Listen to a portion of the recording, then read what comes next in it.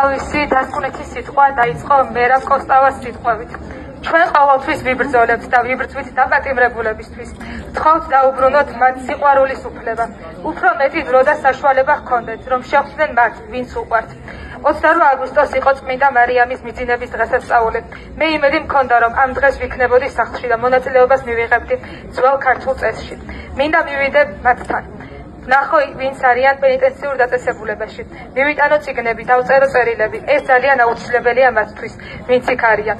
პოლიტიკური პატიმრები უნდა გათავისუფლდნენ, ისევე როგორც ყველა უსამართლოდ შევდებული. 9 თვის განმავლობაში მე ვერ პოულობდი ჩემს ადგილს, რომ დამიმტკიცებინე ჩემი უდანაშაულობა. არსებობს რაღაც კავშირი ქრისტიანობასა და პოლიტიკას შორის. იყო ქრისტიანი ნიშნავს, რომ მარტო სიკეთეზე კი არ ფიქრობდე. ილოცო და ეკლესიაში იარო. არამედ უნდა იმოქმედო, იბრძოლო და ბოროტების წინააღმდეგ. მე დავინახე, რომ ბოროტება მხოლოდ ჩემს ქვეყანას კი არ ემუქრებოდა განადგურებით, არამედ სხვა ქვეყნებსაც. ერთ-ერთი არის საქართველო. პოლიტიკური სისტემა, რომელშიც მე დავიბადე, წარმოადგენდა საფრთხეს მთელი მსოფლიოსთვის. არ შემეძლო მშვიდად მეყურებინა, რაც აკეთებდა საბჭოთა რეჟიმი. ასევე პუტინის რეჟიმი ჩემს სამშობლოში. ეს ბოროტება მოქმედებდა როგორც ქვეყნის შიგნით, ისე ქვეყნის გარეთ.